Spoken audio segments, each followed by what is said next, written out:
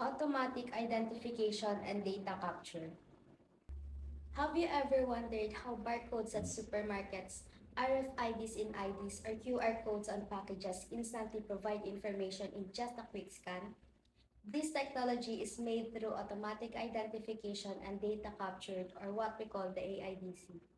This is a system designed to automatically identify objects, collect data, and enter that data directly into computer systems without human intervention. But what exactly is AIDC, and how does it work in our everyday lives? AIDC is a transformative technology that streamlines data collection, storage, and categorization without typing it manually. It includes tools like barcodes, RFID tags, magnetic strips, biometrics, and QR codes, which make data entry faster, easier, and more accurate.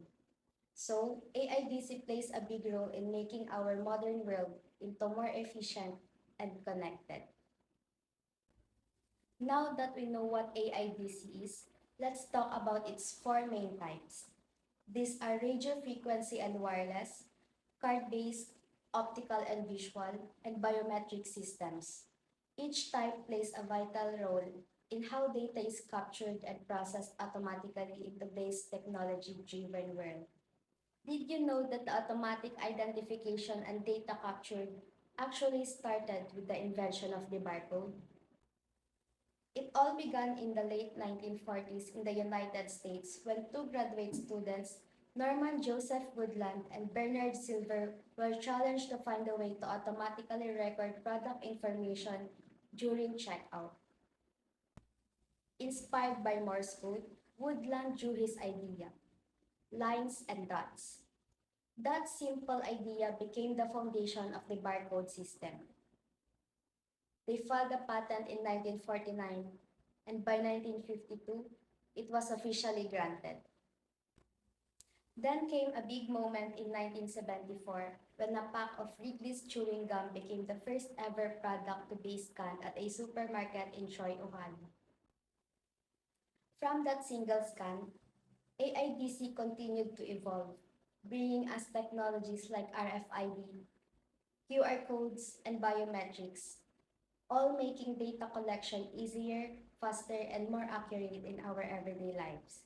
Card-based automatic identification and data captured, or AIDC, refers to the use of technologies such as magnetic strips and smart cards to automatically identify and collect data from individuals or objects without manual data entry. These cards store encoded information that can be quickly read by compatible devices, like card readers or scanners, making them essential in various applications such as access control, financial transaction, transportation system, and identity verification. Compared to the traditional methods, card-based AIDSA offers higher accuracy, faster processing, and enhanced security, especially with the integration of microchips and contactless communication in smart cards. This technology not only improves operational efficiency but also reduces human error. Now let's go on to magnetic strips and smart cards. In automatic identification and data captured, or AIDC system, card-based, both magnetic strips and smart cards play an essential role in identifying and recording information quickly and accurately. Magnetic strips cards, which store data on magnetic strip at the back, are commonly used in banking, transportation, and access control system because they are inexpensive and easy to use. However, their data can be easily damaged or copied, which raises security concerns.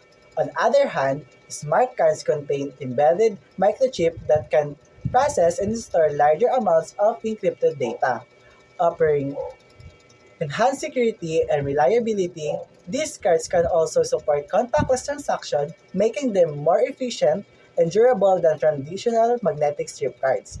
Overall, both technologies contribute to the automation of data collection, but smart cards represents more advanced, secure, versatile evolution of card-based AIDC systems.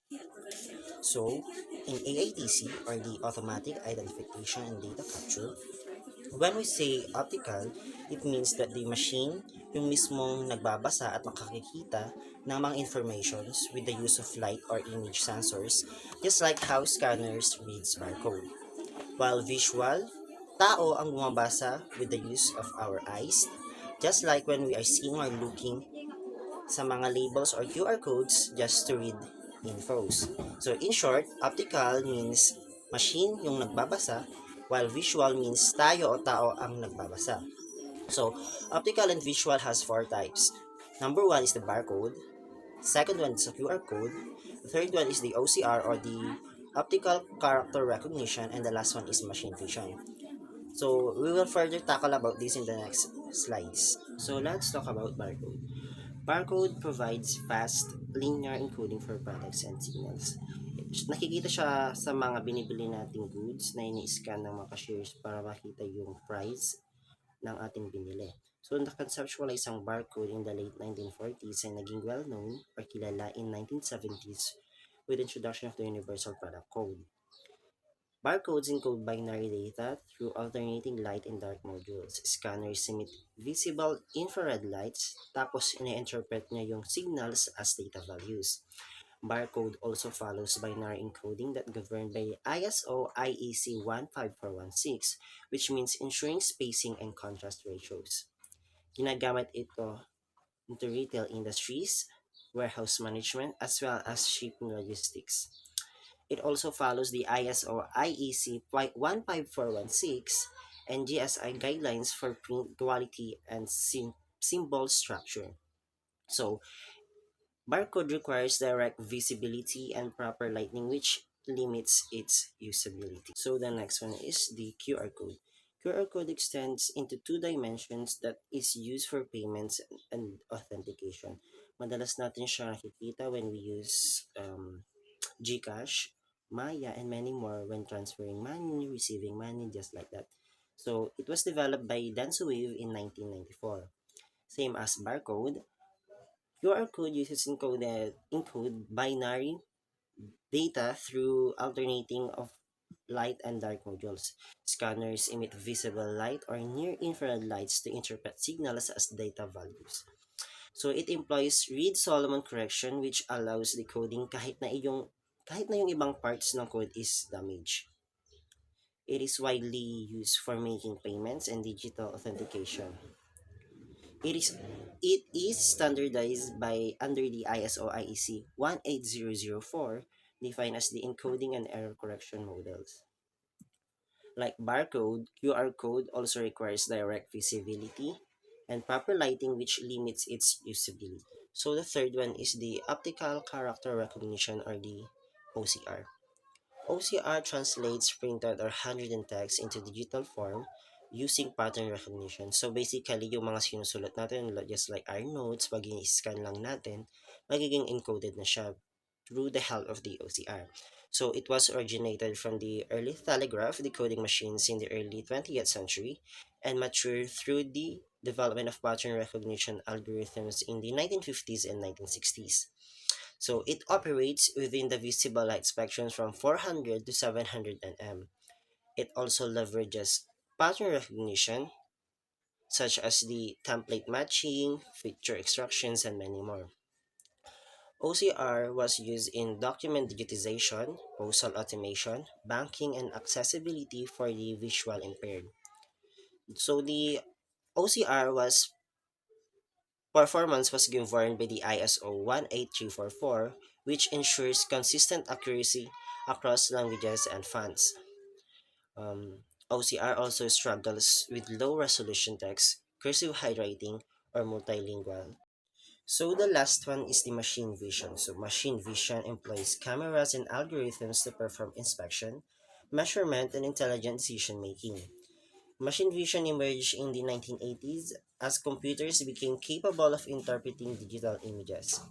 It uses wider range from ultraviolet to infrared depending on the imaging task.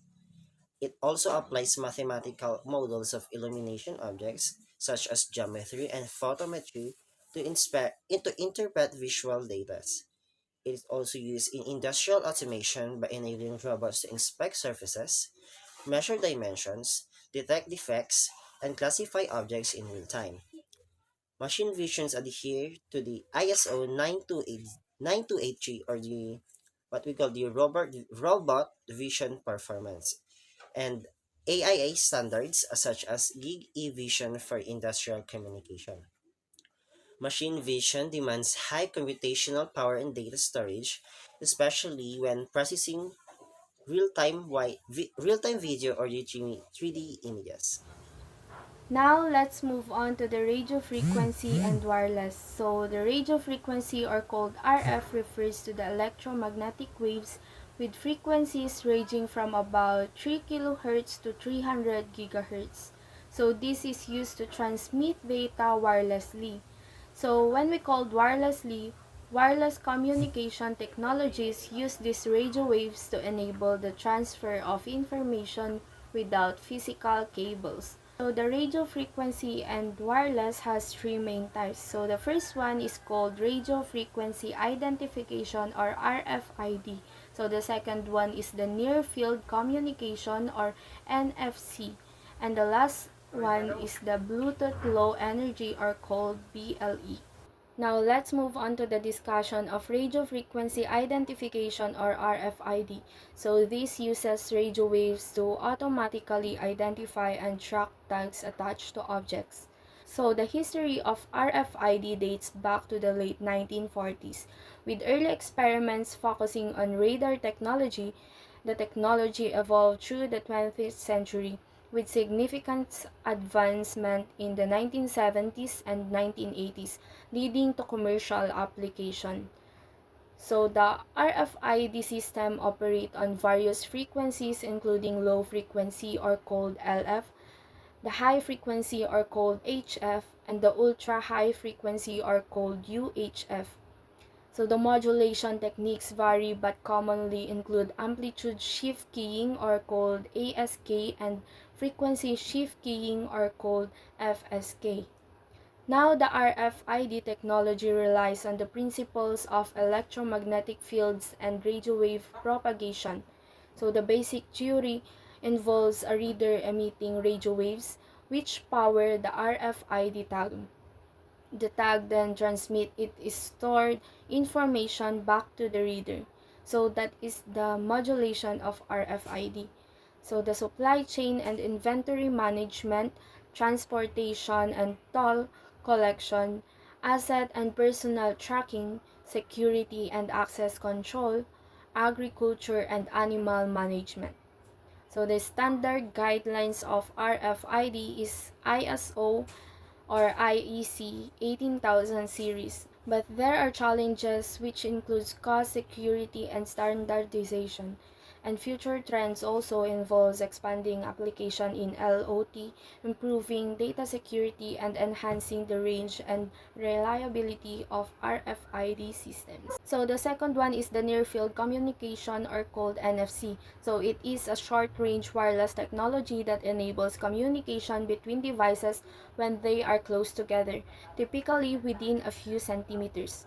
So the history of NFC technology evolves from the RFID and was standardized in the early 2000s. So it was developed to enable secure wireless communication between devices in close proximity. So the frequencies or modulation used in NFC is at a frequency of 13.56 MHz. It uses amplitude shift keying, or ASK, for modulation naman. So the theoretical background of NFC is based on inductive coupling between two antennas. So when an NFC-enabled device comes close to another NFC device or tag, a magnetic field induces a current, allowing data to be exchanged. So in practical applications, NFC is contactless payments, smart ticketing and transportation, identity verification and smart devices, marketing and retail engagement. So the standard guidelines of NFC is ISO or IEC 14443 or ISO IEC 18098 and NFC forum standards. So the challenges and future trends is that the challenge in NFC include limited range and competition from other wireless technologies, while the future trends in this NFC is it involves wider adoption in mobile payments, access control, and LOT devices. Third and the last one is the Bluetooth Low Energy, or called BLE. So it is a power efficient wireless communication technology designed for short range data transfer between devices such as sensors and smart PH1s. So the history of BLE was introduced as a part of the Bluetooth 4.0 specification in the 2010 or 2010. So it was designed to provide a low power alternative for applications requiring continuous connections. So the frequency or modulation used in BLE is to operate in the 2.4 GHz ISM band. So it uses Gaussian frequency shifting keying, or called GFSK, for modulation. So BLE uses frequency hopping to reduce interference and supports various networks topologies, including star and mesh networks. So it is designed for devices that need to transmit small amounts of data periodically. So the practical application of BLE is the Internet of Things, or LOT, healthcare and fitness, indoor navigation and location tracking, smart homes, and automation, just like that. So the standard guidelines of Bluetooth and the standard guidelines of BLE is the Bluetooth Special Interest Group, or called SIG specification. So in BLE, there are also challenges and future trends in it. So the challenges is that it include limited bandwidth and potential security vulnerabilities. But the future trends involve wider adaptation in LOT, improve energy efficiency, and enhance security. Biometric systems are one of the most important parts of the automatic identification and data capture, or AIDC. They use physical or behavioral traits of a person to identify or verify their identity. Common biometric methods include fingerprint scanning, facial recognition, iris and retinal scanning, and voice recognition. These systems are used in many areas such as security, banking, attendance systems, and even smartphones. The goal of biometric identification is to make sure that the person trying to access a system or facility is truly who they claim to be. Unlike passwords or ID cards, biometrics cannot be easily lost or forgotten. Because of this, biometrics provide stronger security and convenience. Biometric identification started many years ago. The earliest form of biometrics can be traced back to ancient civilizations where physical marks or unique features were used to identify people. In the 19th century, fingerprints began to use in the criminal investigations.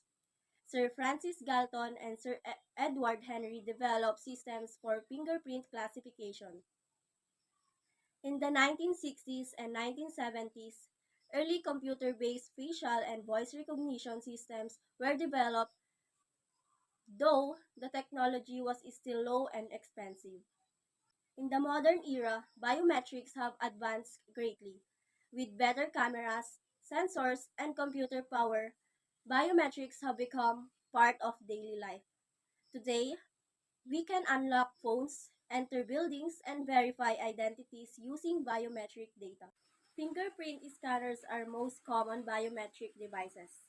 They work by capturing the pattern of ridges and valleys on a person's fingertip. Every person has a unique fingerprint, every identical twins. There are several types of fingerprint scanners. One are the optical scanners. Optical scanners use light to take an image of a fingerprint. The second one is capacitive scanners. Use electric current to map the ridges and patterns. Third is the ultrasonic scanners. Ultrasonic scanners use sound waves to detect the fingerprint pattern. Fingerprint scanning is widely used in office, schools, smartphones, and banks because it is fast and accurate. However, it may not work well if the finger is dirty or injured. Facial recognition uses the features of a person's face to identify or verify them. It measures the distance between the eyes, nose, mouth, and jaw to create a unique face print. This technology has become common in smartphones, security cameras, airports, and even online platforms. The process involves capturing an image of the face, analyzing facial landmarks, and comparing the image with the stored data. Facial recognition is convenient because it does not require physical contact. However, lighting conditions, aging, or wearing masks can affect accuracy. Some people also worry about privacy since it can be used to track people without permission. The iris scanner identifies a person by looking at the color of the eye. Each iris has unique pattern that stays the same throughout a person's life. The scanner uses infrared light to capture these patterns safely and quickly. The retinal scanner, on the other hand, looks at the blood vessel pattern at the back of the eye. This method is very accurate but also more expensive and slower than iris scanning. Both systems are used in high security areas like government buildings, laboratories, and airports because they are extremely reliable and hard to fake. Voice recognition identifies a person based on their voice pattern. Each person's voice is unique because of the shape of their mouth, vocal cords, and nasal cavity. There are two types. The first one is speaker identification, which finds out who is speaking. The second one is speaker verification, confirms if the speaker matches a known voice. Voice recognition is used in phone banking, virtual assistants like Siri or Alexa, and call centers. It is easy to use because it only requires a microphone, but background noises or sickness can affect the accuracy. Biometric systems work based on three main stages. The first one is enrollment. The system records the user's biometric data and stores it in a database. The second one is storage. The system keeps the biometric data in digital form, often as a mathematical model or encrypted file. The third one is matching. When a user tries to access something, their live biometric sample is compared to the stored data. If the two match, access is granted. If not, access is denied. Biometric identification relies on the uniqueness and consistency of a human features. Each biometric trait must be. The first one is universal.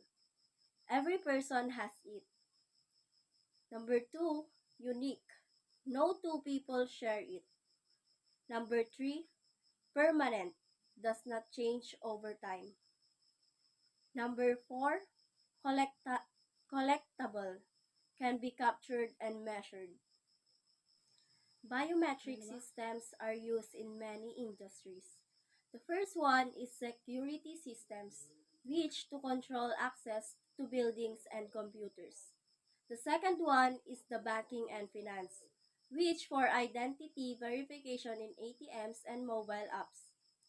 Next is education, which for attendance tracking. The next one is healthcare, for patient identification. The next one is transportation, which for airport security and border control. The next one is consumer electronics, unlocking phones and laptops. Biometric systems make daily life easier and more secure by replacing passwords and cards. The following standards ensure that biometric data is stored securely and used properly. These also help prevent identity theft and misuse. Several organizations create standards for biometric systems such as ISO or IEC 19794. defines data formats for different biometrics. The second one is FIDO or FIDO Alliance, sets guidelines for biometric identification on devices.